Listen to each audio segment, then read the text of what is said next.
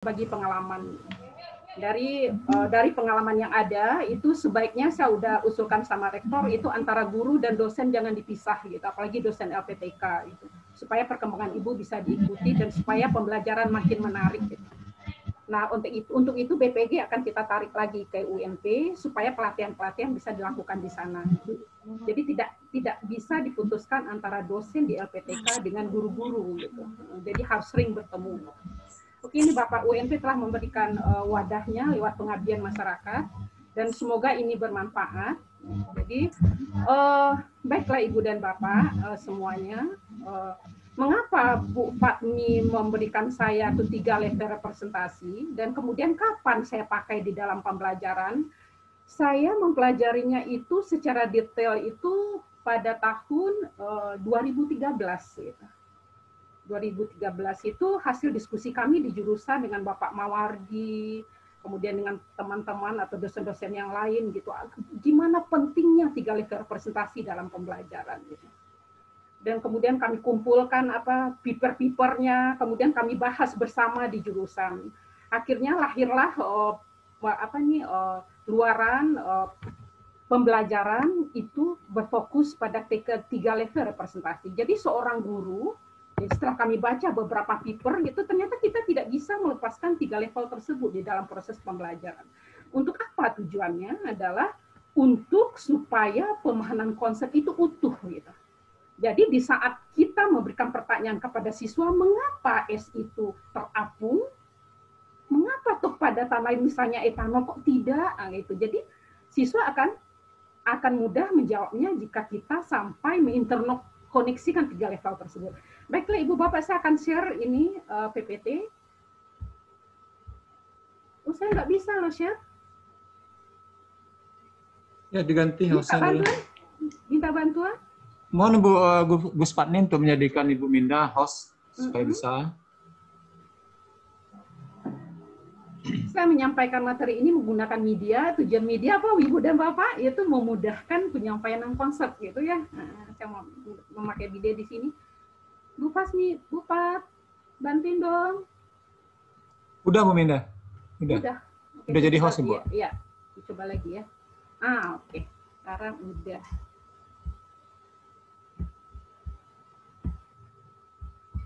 Udah bisa dilihat? Udah bisa dilihat? Sudah Bu. Sudah. Saya menyampaikan di sini dalam PPT PowerPoint. Jadi adalah poin-poin yang punya power yang saya masukkan di sini. Tetapi judulnya saya revisi, di dalamnya ada 3 level representasi, yaitu pembelajaran yang bagaimanakah pada revolusi industri 4.0. Jadi kita sekarang nggak bisa dipisahkan dengan internet. Pokoknya kalau internet itu mati, heboh sih kayaknya dunia ya. Itu bukti bahwa kita udah berada pada revolusi industri 4.0. Kemudian bagaimana langkah dan strategi 3 dalam mengajar gitu. Kenapa? Kenapa demikian? Karena informasi itu sangat melimpah. Gitu. Tetapi karena informasi sangat melimpah, justru kita kadang-kadang bingung. Ini benarnya mana ya? Ini virus SARS-CoV ini dibikin di lab apa tidak ya? Atau memang dari ini ya? Jadi kita harus menseleksi informasi tersebut. Nah, kalau dia ilmu pengetahuan, kita harus seleksi keilmuannya itu benar atau tidak gitu. Nah, kita menggunakan pembelajaran ada 3 level representasi ini dalam proses pembelajaran, maka sumber informasi itu sebaiknya kita ambil di sumber informasi yang ilmiah, misalnya textbook gitu. Jadi dari dulu kita udah menggunakan textbook dari kuliah S1 dulu, tapi apa bedanya textbook pada tahun 1980 yang jurnal chemistry ya, dibandingkan textbook di atas 2010. Jadi sepertinya penerbit atau pengarang di sana gitu ya, itu mewajibkan ada level representatif tersebut di buku tersebut. Jadi silahkan Ibu dan Bapak, saya udah dapat ini buku Petrucci 2017, itu free, nah itu free lagi kan. Itu ternyata indah banget bukunya. Jadi kalau anak kelas 1 SMA aja ngelihat buku itu, saya rasa dia ngambil jurusan kimia semuanya kayaknya gitu kan. Karena sangat menarik. Baiklah Ibu, ini mungkin ulangan aja, ini gambar ini. Kita udah tahu semuanya itu ada simbol ini di mana-mana gitu kan. Kita di mana-mana pun menggunakan simbol ini, kayaknya di mobil, di restoran gitu. Karena kita ingin terhubung dengan dunia maya gitu. Tetapi apa sebenarnya dilakukan pada zaman ini, pada era ini, kalau ada sesuatu yang berulang itu bisa dilakukan pakai teknologi dan tidak perlu tenaga manusia gitu. Misal bikin mobil kan berulang itu modelnya itu aja, atau HP seri tertentu kan itu aja. Tetapi siapa yang tidak berulang? Kita mengajarkan kimia atau konsep mood selalu gitu, selalu setiap tahun gitu. Tetapi yang tidak berulang, cara kita mengajarkannya pasti tidak berulang. Makanya profesi guru tidak bisa digantikan dengan robot gitu. Kalau robot pasti dia berulang mengajarkannya, tapi kita mengajarkannya kita akan sesuaikan dengan perkembangan ilmu. Baiklah Ibu dan Bapak, ini saya bahagia sekali, ini kita ternyata Indonesia itu ranking ke-6 pengguna internet di dunia. Ranking ke-6, sementara ranking ke-5 itu Jepang. Nah, logis saja karena penduduk Indonesia banyak gitu, tapi penduduk Jepang hanya sedikit. Tapi pemakai internet yang terbanyak itu ternyata Cina gitu. Nah, untuk apakah dipakai oleh masyarakat Indonesia dan umur berapakah yang aktif gitu penggunanya? Ini ada data tahun 2020 ini. Ternyata pemakai internet itu usianya dari 16 sampai 64 tahun. Apalagi smartphone, lebih banyak smartphone itu 94%, dan komputer atau desktop adalah 66%. Tapi saya rasa sekarang atau masa pandemi ini pasti akan lebih meningkat lagi gitu. Nah, pada tahun 2020 ini datanya Februari, ini sekitar 175,4% pengguna internet di Indonesia. Jadi hampir lebih dari separuh penduduk Indonesia itu menggunakan internet. Oke, ini yang menarik Ibu dan Bapak. Saya ini gunakan ini sekarang. Biasanya kalau saya menyimpan data itu di flash disk, di hard disk besar gitu kan. Kemudian sekarang saya menyimpan datanya di cloud gitu. Jadi kalau kita pakai Microsoft 365, kita dikasih fasilitas untuk menyimpan data kita di cloud gitu. Nah, data apa saja saya scan semua ijazah saya yang timbal balik, saya scan, kemudian saya oper ke sana semuanya gitu. Kemudian saya bertanya sama orang IT, cloud itu apa, di mana letaknya, nggak tahu letaknya di mana gitu, softwarenya di mana gitu kan.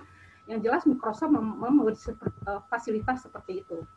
Nah, kita hidup di era ini sebenarnya kita udah menggunakan fasilitas ini, kita Gojek, Transveloka, kalau kita pesan tiket atau gimana ya. Sekarang kita fokuskan di dalam pembelajaran.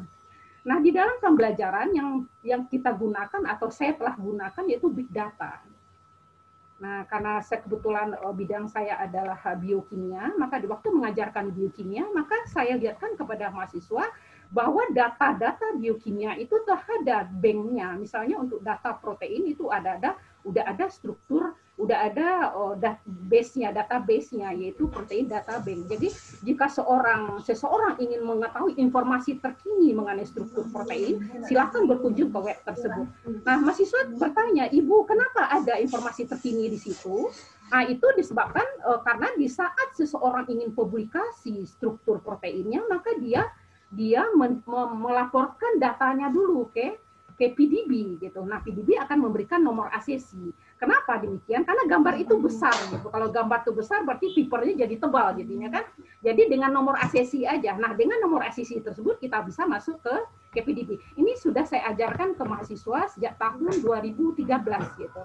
Sejak tahun 2010 kayaknya, karena waktu 1980 itu belum ada. Internet masuk ke Indonesia kayaknya tahun 1992 gitu kan. Oke, jadi pembelajaran itu makin lama makin maju gitu. Dan ini contoh big data di biokimia, GenBank. Jadi kalau kita sekarang misalnya mencari sequence gen SARS-CoV-2 penyebab COVID-19 itu bisa kita cari di sini. Kemudian KZ itu adalah enzim yang substratnya karbohidrat, bisa juga kita cari di sini. Kemudian struktur protein. Nah, untuk kimia organik ternyata ada juga gitu. Spektrum itu ada depositnya. Gitu. Jadi di saat kita menemukan spektrum yang baru, kita bisa bandingkan dengan database tersebut. Jadi yang saya rasakan gitu kan, kita kuliah dulu tuh 1980 tidak ada internet, di mana kita mencari informasi itu kita harus balik dulu secara manual. Sekarang enak aja kita pakai Google gitu kan, masuk semuanya gitu, sangat enak gitu. Jadi sangat memudahkan, sangat memudahkan. Nah, apakah juga memudahkan di dalam proses pembelajaran kimia? Itu juga sangat memudahkan. Saya ingin mengajar di SMA, itu saya utarakan sama teman saya. Coba sekarang saya ingin mengajar di SMA, tolong saya tempatkan di SMA 1. Gitu. Kemudian saya masuk ke SMA 1, tolong pilihkan saya anak-anaknya yang luar biasa. Ternyata anak-anaknya luar biasa, gitu kan? Karena dekat dengan rumah saya pilih SMA 1, saya mengajar ke situ, dan saya coba mengajarkannya seperti saya sekarang, tidak seperti saya di tahun 1988 dulu. Gitu. Ternyata luar biasa. Oke, apakah yang ya ambil kata kurang khususnya ya, tolong ya di bawah tempe aku tuh ya Pak John. Kayaknya udah tenang ya. Ini contohnya adalah di data gen yang ada di GenBank. Ini riset tim biokimia. Kita udah masukkan datanya ke sini. Jadi sebelum publikasi kita harus masukkan. Kita akan dapat nomor ACC ini, dan inilah yang masuk ke dalam paper. Gitu. Oke, kita lanjutkan. Nah, di dalam pembelajaran berarti akibat revolusi industri 4.0 ini teknologi digital mempengaruhi hidup kita gitu. Yang pertama, yang kedua dia banjir informasi gitu. Jadi kalau kita gunakanlah banjir informasi, banjirnya ini kita gunakan. Tetapi yang kita harus seleksi gitu. Informasi itu harus kita seleksi. Itu yang paling penting gitu. Apakah itu hoax apa tidak ya. Kalau dia keilmuan, maka yang disitasi atau yang dibuka adalah buku, artikel. Dihindari blog. Wikipedia silahkan kalau itu pertama kali kita mengenalnya gitu, mengenal kata-kata tersebut. Tapi rujuk terus ke referensi. Nah, maka kita masuk ke referensi. Kalau kita melihat keilmuan. Jadi kalau kita mengajarkan anak atau dalam proses pembelajaran, maka konsep keilmuan itu harus betul gitu. Maka yang kita kunjungi adalah seperti itu, tidak blog gitu.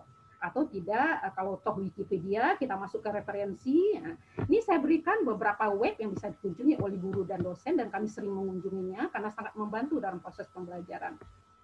Nah, yang luar biasa lagi, siswa dapat belajar online. Jadi kalau saya lihat anak-anak di rumah itu saya bukan kurang mengerti ini, gitu.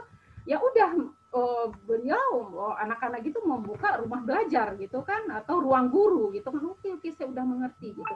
Sebenarnya kita hendaknya juga di lapangan, atau hendaknya kita guru yang dinanti-nanti oleh siswanya gitu kan.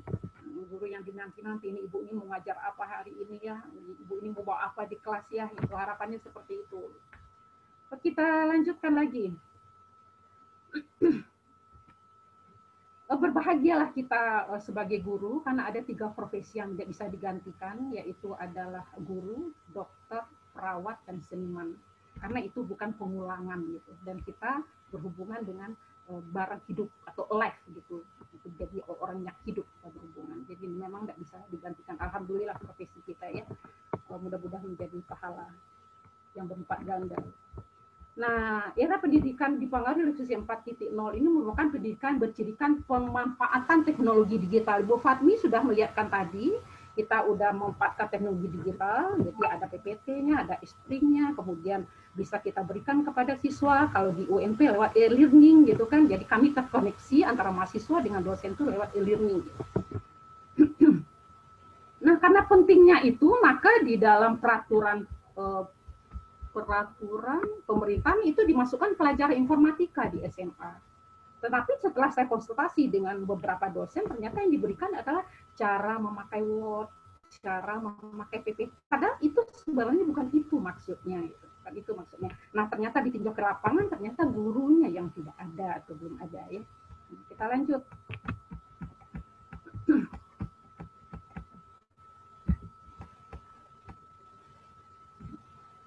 Kita IT atau TIK dalam pembelajaran abad 21, level kita udah sampai di mana ini? Apakah menggunakan gitu atau mengintegrasikan gitu? Mungkin level kita sampai di sini barangkali gitu. Kita menggunakan seperti Bu Pat tadi udah mendownload e-spring-nya, kita akan masukkan ke PPT-nya, kemudian kita akan gunakan gitu. Mungkin kita masih tahap yang kedua. Oke, untuk apa sebenarnya kita galakkan ini? Sebenarnya tujuan akhirnya adalah supaya supaya anak didik kita memiliki kecakapan yang harus dimiliki gitu untuk abad 21 itu sebenarnya. Jadi kita mendidik generasi muda yang kita sendiri tidak mengalaminya. Gitu. Waktu kita belajar dulu, waktu S1 dulu, waktu SMA dulu, kita tidak mengalaminya. Tetapi bekal itu harus kita berikan kepada anak didik kita. Itu sebenarnya yang tantangan. Jadi gimana jalan keluarnya? Udah kita belajar dan belajar gitu supaya kita bekal anak didik kita supaya dia cakap untuk abad 21. Nah, gimana strategi satu-satunya ini ya? Ini ada gurunya. Ini muridnya, dia memanfaatkan teknologi pembelajaran gitu, di dalam proses. Jadi sejatinya teknologi pembelajaran adalah bukan tentang teknologi, tapi yang paling penting adalah bagaimana teknologi tersebut digunakan, bagaimana PPT Spring itu digunakan. Ada 3 level prestasi di situ, ada pertanyaan terstruktur di situ, sehingga kita bisa berfungsi sebagai guru, sebagai apa guru ya? Fasilitator. Sebagai fasilitator, bukan guru sebagai moderator. Itu berbeda itu, karena kita adalah guru sebagai fasilitator. Gitu. Kita memberikan fasilitas kepada anak didik kita supaya beliau mudah memahami konsep kimia gitu, lewat video, lewat buku, lewat PPT Spring gitu kan, mudah-mudahan bermanfaat bagi anak didik kita. Oke, ini saya ulang lagi, belajar itu sebenarnya mengalami. Jika kita suruh anak itu belajar, berarti harus mengalami. Berarti kalau guru membuat PPT Spring, kalau beliau belajar, gurunya berarti nanti membuat PPT Spring-nya yang tepat ya. Jadi proses pembelajaran berarti sudah berlangsung. Oke, jadi belajar adalah mengalami. Oke, sahabatku guru. Jadi apa yang Anda pikirkan kita akan mengajar? Jadi saya juga guru, jadi apakah yang saya pikirkan akan mengajar? Yang pertama pasti materi yang kita pilih. Saya hari ini mau memberikan materi vitamin dan mineral. Oke, materinya vitamin dan mineral. Oke, materinya dari mana saya ambil? Nah, saya ambilnya biasanya adalah, berarti saya harus baca-baca buku dulu. Saya ambilnya biasanya saya ambil dari buku. Kemudian sekarang lebih enak kita ngambilnya dari PDF Drive karena kita bisa ngambil bahasa Indonesia nya banyak yang lebih, tapi kalau bukti hanya bahasa Inggris yang bisa kita ambil. Silakan Ibu dan Bapak dapat judul bukunya, silakan download materinya di sini. Silakan download materinya di sini. Nah, kemudian kita baca buku tersebut dan kita lihat bukunya ada 3 level prestasi enggak gitu. Nah, untuk buku-buku general chemistry kami udah download beberapa. Beberapanya luar biasa. Ini terbaru adalah 2017 dan ini yang kami gunakan untuk mengajar kimia dasar gitu. Ini ada beberapa, setiap buku ini ada kelebihannya dan buku ini rata-rata terbitnya di atas 2010 dan itu ada 3 level representatif kimia di situ. Dari Ibu dan Bapak tinggal memindahkan aja. Dia susahnya itu membuat level submikroskopiknya. Karena keilmuannya benar apa enggak nih. Jadi kalau di buku itu adalah jangan diambil dari internet bebas itu. Enggak apa-apa juga diambil, tetapi kita bisa membedakan ini benar apa tidak gitu keilmuannya. Tapi saya anjurkan ambillah dari textbook. Gitu. Oke, kita masuk ke gimana strategi langkahnya untuk pembelajaran di zaman sekarang ini. Kalau dari pengalaman saya selalu istilah gitu, istilah atau konsep. Jadi kalau di kantor itu misalnya Bu Ufat atau Pak Mawardi bilang, Bu Minda, model mental apa tuh? Model mental ya udah, aku cari dari keyword itu model mental apa. Kemudian kami diskusi lagi. Ya. Begitu kami mengikuti perkembangan ilmu. HOTS itu apa gitu kan? Karena kita tidak pernah tahu dulu di tahun 1980 gitu. Karena kita tidak pernah mengalami itu. Gitu. Kemudian keterampilan dapat satu apa? Akhirnya kami diskusi di kantor gitu kan. Nah kita yang perlu catat adalah keywordnya. Dan itu akhirnya kita bisa belajar sendiri gitu. Lewat keyword itu kita pelajari. Dan kalau kalau kita pertama kali mempelajari, kunjungilah penerbit internasional yang menerbitkan jurnal dan kita baca artikelnya yang kita baca. Jangan blog yang dibaca gitu. Jadi sumber primer lah yang dibaca. Gitu. Oke. Saya udah coba beberapa istilah ini saya dalami, kemudian saya pelajari, diskusi dengan Bu Fat gitu kan, yang bergelimang, yang hobi dengan kependidikan gitu. Akhirnya konsep itu makin duduk gitu kan. Oke, kita lanjuti kimia. Kita mengajarkan kimia. Sebenarnya kimia ini harusnya pelajaran yang mudah bagi anak didik, bukan pelajaran yang sulit. Jadi kimia itu sebenarnya melibatkan interpretasi yang kita amati. Kita mengamati kertas dibakar, kemudian dia menjadi abu. Kita mengamati garam dapur, kita mengamati, jadi banyak yang kita amati gitu kan.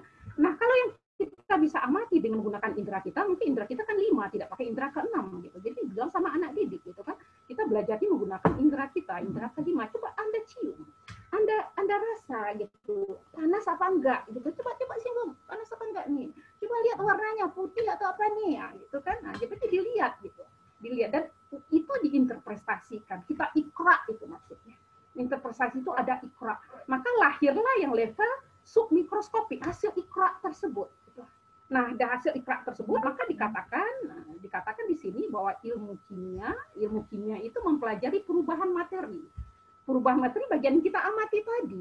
Tapi mengapa dia berubah? Maka kita ikra. Nah, ikranya itu adalah ada kaitannya dengan komposisinya, strukturnya. Keduanya ini akan mempengaruhi sifat. Sifatnya ini akan selanjutnya mempengaruhi materi itu mudah terbakar apa tidak.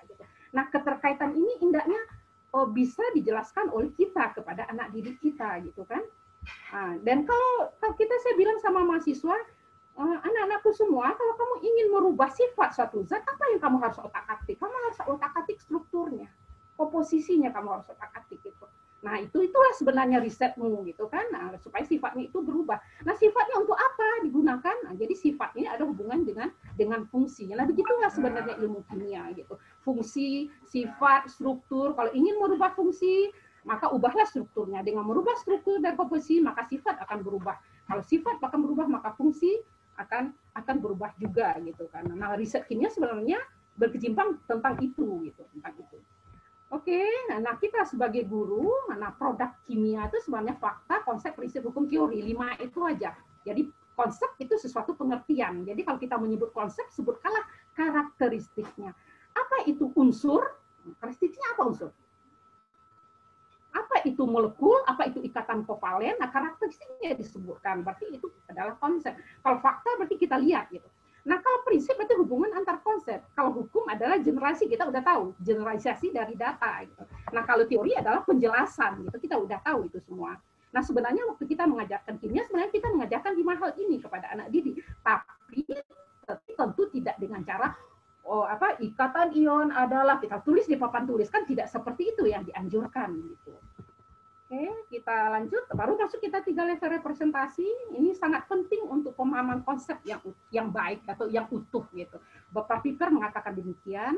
Saya udah download sekitar ada 15 paper mengenai ini. Itu paper itu diambil dari jurnal-jurnal yang berkualitas. Jadi Ibu dan Bapak kalau berminat tentang ini, kami bersedia memberikan informasinya. Kan tinggal kirim aja file-filenya gitu kan.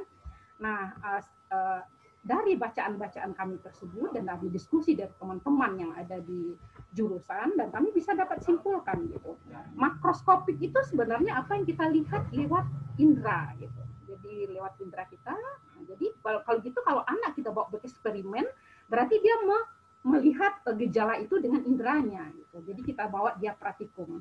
Dan kemudian diikra data tadi gitu. Yang diamati tadi diikra, berarti kita udah bawa anak didik kita pada level submikroskopik. Dan kemudian kimia itu disederhanakan, ada efektif, ada penyederhananya, kemudian kita kaitkan dengan simbolnya. Ini saya jelaskan nanti dengan contoh. Nah, hendaknya guru ini mengaitkan ketiganya di dalam proses pembelajaran, tapi tetap membawa dengan cara nalarnya induktif. Tidak memberikan definisi pertama kali. Biarlah kita giring anak didik kita gitu untuk sampai ke konsep itu. Kita bantu, kita kasih fasilitas. Kalau anak didiknya tidak terlalu, maksudnya sedikit di atas rata-rata, mungkin kita memberi fasilitasnya lebih. Gitu. Tapi kalau anak yang udah pintar banget, mungkin dengan fasilitas sedikit aja, wow dia gitu kan. Oke. Nah, jadi ini segitiga emas ini. Kalau ini dalam proses pembelajaran segitiga emas. Jadi saya mengajar sekarang selalu menekankan gitu untuk 3 ini gitu, makroskopik, simbolik, submikroskopik. Selalu saya balik-balik gitu. Balik-balik. Oke, saya lanjutkan lagi. Ini diulang lagi. Jadi level makroskopik adalah level gejala atau fenomena dan bisa kita amati. Kemudian level submikroskopik adalah level model gitu. Kalau misalnya model atom, karena atom itu sangat kecil maka modelnya gede gitu kan. Kemudian beda sama model rumah loh, itu beda lagi gitu. Kemudian tipe simbolik misalnya H2O. Jadi kalau kita sebut air berarti simboliknya H2O. Bagaimanakah bentuk struktur molekulnya. Kenapa kita sebut molekul, kita tidak sebut formula? Itu bisa kita kaitkan dengan level submikroskopik. NaCl kenapa kita sebut formula saja dan kita salah kalau dia menyebut, kalau kita sebut adalah molekul gitu. Nah ini Ibu dan Bapak, jadi level submikroskopik ini sebenarnya yang penuh tantangan, dan yang sering kita lupakan adalah level submikroskopik. Nah, itu yang sering kita lupakan gitu. Maka anak tidak sampai pada pemahaman konsep yang utuh. Maka disitulah terjadi miskonsepsi. Maksud kita gini gitu kan, ternyata anak nangkapnya lain gitu kan. Nah, jadi untuk membantunya adalah kita sajikan level submikroskopiknya. Nah, karena ini membuatnya luar biasa, apakah maksudnya kadang-kadang sulit loh, apakah benar nih keilmuannya, itu udah ada. Jadi kita gampang aja, ambil aja di buku General Chemistry, jangan diambil di blog, belum tentu betul gitu. Tapi kalau Ibu dan Bapak sudah bisa membedakan ini betul misalnya, ini salah, dan untuk H2O kan gampang aja, itu betul udah tahu kita kan, enggak apa-apa kita ambil bebas. Jadi saya sarankan ambillah di buku General Chemistry.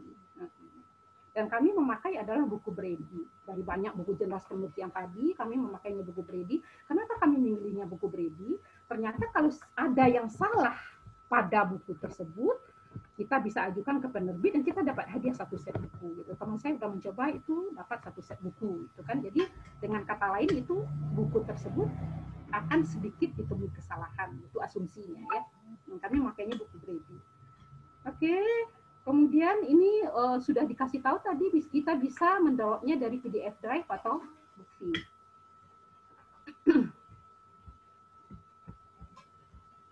Nah, baru kita bermain dengan ini. Gambar ini tidak saya membuat, saya cuma ambil dari Petrucci. Jadi di sini ada level makroskopiknya. Jadi siswa bisa ngelihat es kok, bisa ngelihat air. Ini uap airnya, ini berupa foto, boleh berupa foto. Ini berarti level makroskopik. Ini simbolnya H2O. Kemudian ini submikroskopiknya. Waktu kita mengajar keterkaitan ketiganya ini, hendaknya kita kaitkan gitu, kita interkoneksikan gitu. Loh, coba Anda lihat nih strukturnya, kalau apa nih, kalau air dalam bentuk padat, coba Anda perhatikan nih. Coba Anda bandingkan sama ini. Nah, biar aja anak yang menganalisa, ibu kok bolong-bolong sih dalam bentuk ini ya, gitu kan? Akhirnya dia bisa mengaitkan dengan density dari es gitu. Nah, akhirnya dia bisa menjelaskan bahwa nanti bahwa air beku atau es itu akan mengapung. Mengapa bisa mengapung di air gitu kan?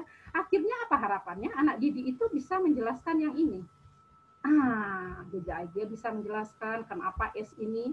Jadi kalau dia melihat ini, maka dia di otaknya ada submikroskopiknya. Gitu. Itu harapan. Jadi terbayang ini strukturnya, akhirnya dikaitkan dengan density, kemudian dia bisa ini kok ini padatan kok tenggelam ya. Akhirnya dia bisa menjelaskan ini. Itu harapannya. Harapannya seperti itu. Bahkan dia bisa menjawab mengapa. Jadi kalau udah mengapa itu udah analisis. Udah berarti udah sampai C5. Kalau udah sampai ke situ berarti untuk kreatif itu lebih gampang gitu. Jadi harapannya adalah untuk hot itu juga lebih gampang. Itu sebenarnya harapannya. Oke, kita balik lagi. Beberapa contoh saya ambil dari buku-buku yang tadi, yang saya koleksi tadi gitu. Tinggal ambil di crop aja, masukin ke sini gitu. Sebentar banget. Sambil goreng ikan selesai gitu kan. Ini adalah garam dapur. Jadi waktu di SMA 1 saya ada gambar garam 3.000 gitu kan. Kemudian ada garam dapur seperti ini, kemudian garam meja ya. Nah, kemudian saya lihatkan juga garam yang ada di lab. Saya tanya ke anak didik apa bedanya gitu kan. Apa beda ketiganya nih anak-anak gitu kan. Nah, ini iya Bu, sama-sama garam Bu. Ada yang bisa menjawab bahwa itu tingkat kemurniannya gitu. Akhirnya garam itu kami kasih apa? Kami kasih pasir. Siswa lain berteriak, Ibu jangan begitu Bu, jadi nggak berguna jadinya. Kami ketawa, ya udah kamu aja yang bersih, coba pisahin gitu kan antara pasir tadi dan garam. Ya udah ide-ide dia saja. Kami record, dia berdebat antar dia gitu kan. Akhirnya dapatlah prosedurnya. Prosedur itu yang dilakukan gitu. Nah, akhirnya dia dapat garam dibandingkan dengan garam standar tadi, ada garam dari lab tadi gitu kan. Oke. Ini masih level makroskopik, jadi memang berbentuk kristal dia, maka ini tidak layak kita sebut molekul karena dia interaksi antara ion dengan ion gitu. Maka kalau di textbook itu disebutnya formula NaCl. Jadi rumus empiris jadinya NaCl, perbandingan terkecil. Gitu. Oke, ini juga saya ambil dari buku apa nih ya? Remuncang kalau nggak salah ini. Nah, ini ada. Ini simboliknya. Ini submikroskopik, ini submikroskopik, ini makroskopiknya. Iya, jadi nah kita di waktu mengajarkan stoikiometri kita selalu kaitkan dengan ini. Nah, jadi ada saya contohkan di sini. Nah, ini contohnya. Ini contoh untuk molekul gitu. Ini adalah desain kami aja ini desain kami aja. Ini ada di textbook, ini air, ini 1 mol air. Anak tahu bahwa 1 mol air itu 18 gram, berarti di dalam ini ada 18 gram. Saya tanya sama mahasiswa, kalau 18 gram air berarti berapa mili di sini gitu kan? Nah, dia tahu gitu. Oke, ini adalah gambar dari 1 molekul H2O. 1 molekul H2O itu bisa digambarkan. H2O 1 molekul. Berarti kalau dia 1 molekul terikat 2 atom H, 1 atom O. Kemudian kalau 2 molekul ya udah nih siswa bisa ngisi titik-titik ini. Jadi lembaran atau worksheet siswa bisa kita buat seperti ini. Kalau dia 2 molekul berapa? Coba. Nah, kalau dia oke, sekarang mol loh. Bukan lusin, bukan kodi. Kalau kimia itu mol, berapa angkanya Nanda? 6, kali gitu disebutnya kan. Nah, itu seberapa banyak gitu? Seberapa banyak? Itu tidak mungkin kita gambarkan sebanyak 1 mol. Tidak mungkin kita gambarkan. Jadi kalau dia 1 mol air, tentu hanya 2 mol. Itu anak itu mengerti sekali. Akhirnya dia mengerti arti dari indeks, arti dari angka 2, arti dari angka 1. Gitu. Berarti kita udah mengaitkan antara simbolik dengan submikroskopik. Jadi harapannya apa? Di saat anak melihat air, maka di otaknya kebayang ini. Kebayang antar molekul air itu berikatan hidrogen. Gitu. Bisa dia dirubah menjadi es, kebayang dia strukturnya berubah. Gitu. Itu harapannya di model mentalnya. Nah, kalau di dalam skala labor, saya bilang sama anak-anak, tidak mungkin menimbang 1 atom atau 1 molekul. Itu di labor itu hanya satuannya miligram dan gram. Jadi bagaimana kita merubah mol tadi ke gram? Nah, karena di lab itu tidak ada alat yang sedikit itu untuk menimbang 1 atom atau 1 molekul. Anak itu banyak, oh iya ya Bu, ya. Akhirnya kita kaitkan. Akhirnya bisa dikaitkan bahwa mol itu dengan gram, dan selanjutnya kita sampai konsep mol, kemudian stoikiometri, gitu kan? Oke. Nah, ini gambar tadi. Jadi harapannya anak didik kita bisa menjawabnya kenapa ini. Ini coba ibu-ibu kita refreshing sebentar ini. Saya ambil gambar ini dari kunci. Jadi saya dapat tugas membuat subbab bahan ajar. Jadi mudah-mudahan bisa menjadi buku kimia umum nantinya. Itu cita-cita di jurusan kami. Saya dapat tugas menulis hukum-hukum dasar kimia. Saya ambil ini dari Petrucci. Kira-kira gimana nih Bu gambar ini?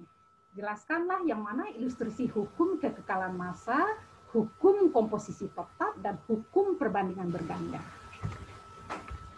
Pasti mikir kita kan? Saya terpaksa konsentrasi memperhatikannya ini. Iya. Dan ini ada gambarnya itu di buku-buku textbook yang 2010 ke atas gitu. Ini pasti tingkatnya udah analisis ini udah pasti hot ini. Bisa ibu-ibu mungkin menjelaskan ini mana yang hukum komposisi, adakah hukum komposisi bisa dijelaskan lewat gambar ini, hukum kekalasan massanya yang mana? Kemudian, nah ini gambar lagi ini. Ini saya ambil dari mana ya? Kalau tidak salah buku Brady.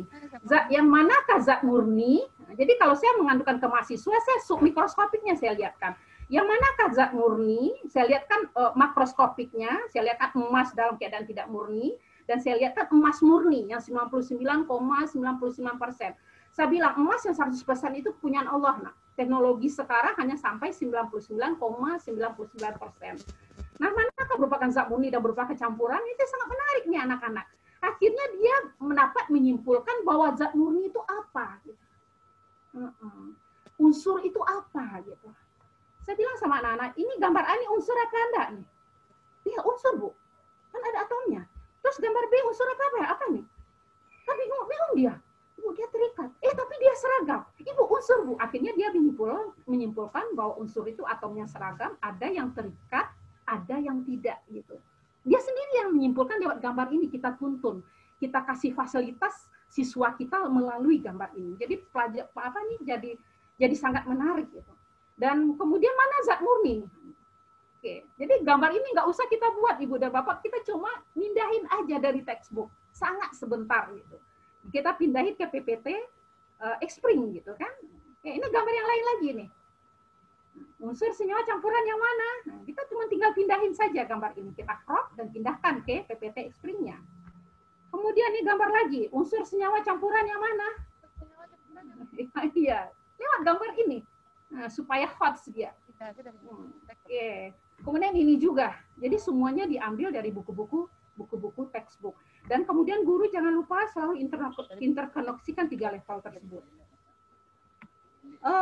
Ini juga manakah gambar produk yang tepat B, C, dan D. Jadi kalau saya menjelaskan langsung kepada guru-guru atau offline ini heboh ini kan. Kita ini sekarang online ya kan, interaksi nggak kelihatan gitu kan. Nah, kalau biasanya di kelas nih heboh ini. Kalau di dalam kelas gitu nih heboh ini mana yang macam-macam jawabnya kan, macam-macam jawab, macam-macam itu yang enak gitu pada seragam gitu kan, supaya kita tahu kenapa si A menjawab demikian nih, manakah gambar produk yang tepat B, C atau D? Silakan, ini beberapa gambar dan teka-teki udah banyak di sini. Silakan kita beri fasilitas anak didik kita supaya pemahaman konsepnya utuh. Gitu. Itu sebenarnya tujuannya. Oke, Ibu dan Bapak masih ada Pak Jun waktunya? Masih ya. Maaf kalau saya terlalu cepat. Ibu dan Bapak sekalian, jadi apa teknik yang kami lakukan kalau ada istilah baru atau konsep keilmuan baru? Telah saya sebutkan tadi bahwa kami itu pergi ke artikel yang terbit di jurnal, kemudian pergi ke textbook gitu, supaya konsep keilmuannya benar. Ini beberapa penerbit internasional yang bisa kita kunjungi untuk mendapatkan artikel di jurnal tersebut. Gitu. Kita tetap menggunakan keyword, gitu. Misalnya keywordnya HOTS atau 3 level representasi, gitu kan.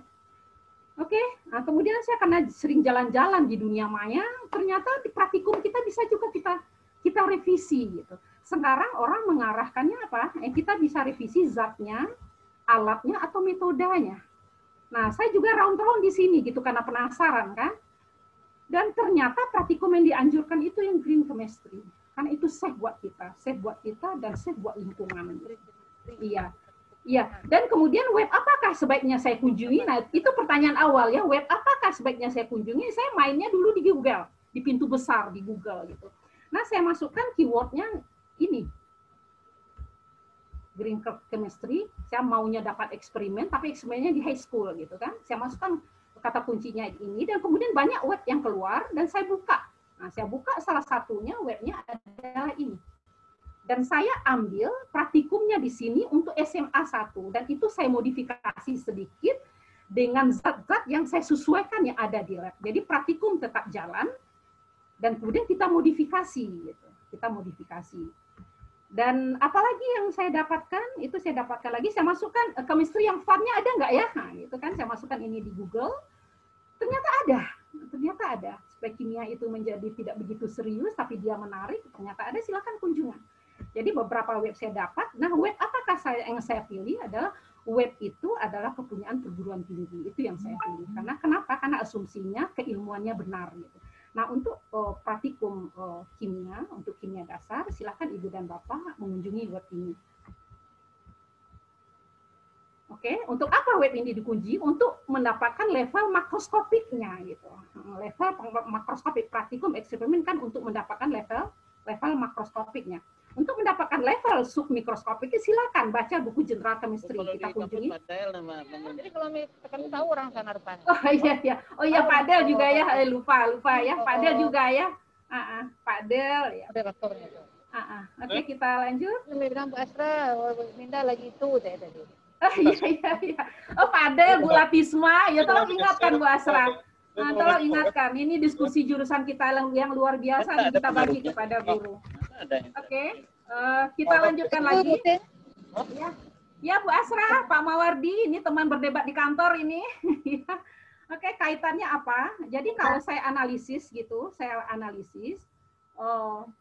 kalau 3 level prestasi kita itu kita kaitkan, kita interkoneksi karena dalam pembelajaran, harapannya apa? Model mental anak itu benar secara keilmuan. Itu sebenarnya niatnya gitu kan.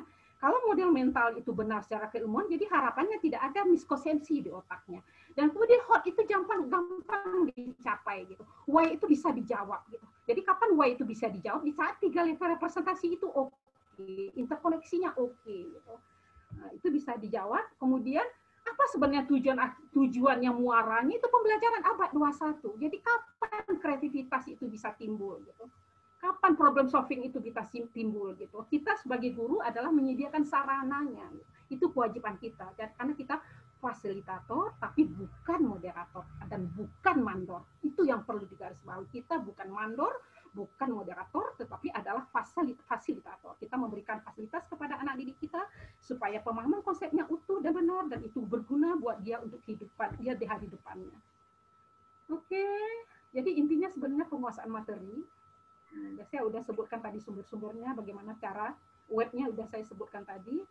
Kemudian ini akibat diskusi dengan Pak Mawardi, kemudian beberapa tim Bu Fat gitu kan, akhirnya kami membuat proposal gitu. Nah ini membuat proposal dan didanain oleh Dikti. Jadi gara-gara diskusi tadi, ini beberapa, ini saya birukan ini istilah-istilah inquiry terstruktur, kalau Pak Mawardi inquiry terbimbing gitu kan. Ibu Yeri Medisi lain lagi gitu kan, itu berarti istilah-istilah pembelajarannya itu kita istilah model-model pembelajaran itu kita catat, kalau yang baru kita pelajari terus gitu kan. Nah itu bisa menjadi penelitian di bidang pendidikan kimia. Alhamdulillah untuk tahun ini jurusan kimia itu ada kalau tidak salah 6 ya Pak Mawardi ya, 6 penelitian pendidikan kimia yang didanai oleh Dikti. Kalau tidak salah 6 gitu. Untuk tahun ini jauh lebih banyak dibandingkan tahun sebelumnya. Dan kemudian ini beberapa riset kami yang didanai oleh Dikti akibat jalan-jalan di dunia maya tadi menggunakan keyword yang tadi, inquiry, 3 level representasi, kita buat e-modul, kita buat PPT Esprit, maka Bu Fatmi itu saya dorong itu. Terus kami ayo maju ini dibuat, ini bagus, ini produknya bagus. Harapan kedepannya apa? Adalah Ibu Ketua Jurusan ini mau kita sampaikan, kita akan buka web kita itu produk-produk mahasiswa kita supaya bisa dipakai oleh guru-guru kita gitu. Oke, ini beberapa publikasi karena kita penelitiannya sasarannya adalah publikasi, akhirnya kita publikasi di jurnal internasional dan di proceeding gitu. Oke, Ibu dan Bapak, masih ada lagi nih satu, ini gara-gara membaca nih Bu Bapak, jadi sebenarnya stoikiometri dikatakan Brady itu loh bagian sulit dari kimia, ternyata coba kita buat mudah gitu. Saya alhamdulillah sudah selesai buku ini, saya beri judul mudah memahami supaya tidak ada image sulit pada stoikiometri. Mudah memahami stoikiometri itu perhitungan zat pada rumus kimia dan persamaan reaksi. Dan di sini kenapa saya katakan mudah? Karena di sini saya masukkan 3 level representasi tersebut gitu kan. Saya kaitkan simbolnya, saya kaitkan dengan submikroskopiknya, kemudian saya kaitkan dengan makroskopiknya. Kemudian disusun dari sederhana ke kompleks gitu. Nah, Pak John, ini rencana buku ini mau dikasihkan ke guru-guru, beberapa guru nih. Oke, sip deh. Halo, Assalamualaikum Pak John. Ya, Bu. Karena niatnya menulis seperti itu supaya anak-anak mudah mempelajari kimia gitu. Ini kita berikan Pak John, tapi terserah Pak John tadi siapa yang gimana? Ada yang bertanya atau gimana? Siapa yang akan diberikan? Saya serahkan sama Pak John. Ini berupa fisik atau e-book nih, Bu? Sebentar lagi akan berupa e-book. Ini lagi diurus hakinya. Kalau sudah diurus hakinya berupa print, berarti printan. Ya. Nanti, kalau udah diurus hakinya nanti bisa di-download di Google. Kalau ada pertanyaan terbaik kita kasih hadiah. Oke. 5 pertanyaan terbaik lah Pak John. Saya sediain 5. Oh ya Bu, terima kasih Bu. Oke, terima kasih banyak. Mungkin saya terlalu cepat atau bagaimana. Terima kasih banyak Pak John. Saya kembalikan lagi kepada Pak John.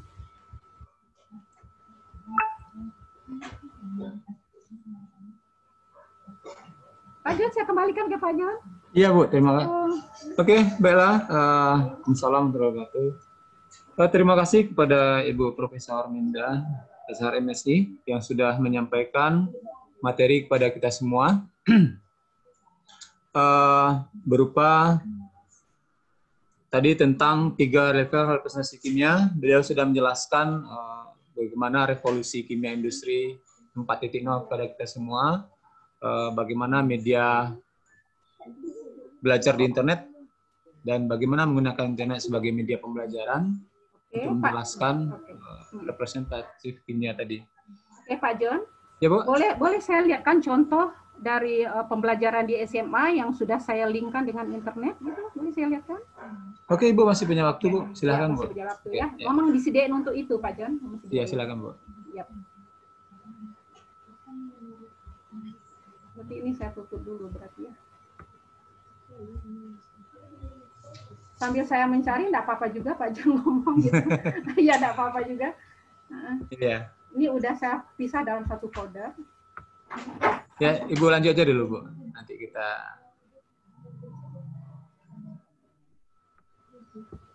Nah, kalau misalnya Ibu dan Bapak perlu bukunya, kami udah ada sekitar 10 buku General Chemistry, kami bisa kirimkan, gimana?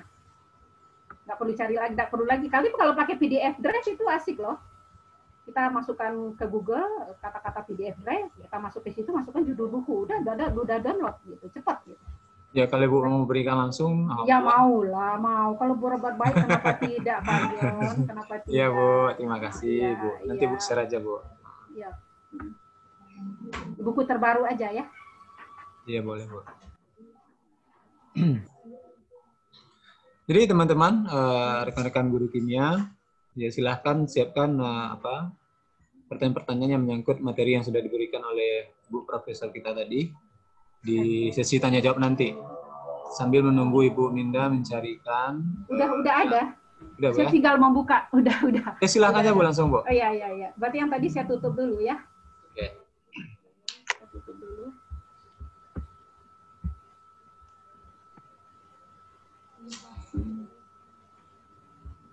Saya contohkan di sini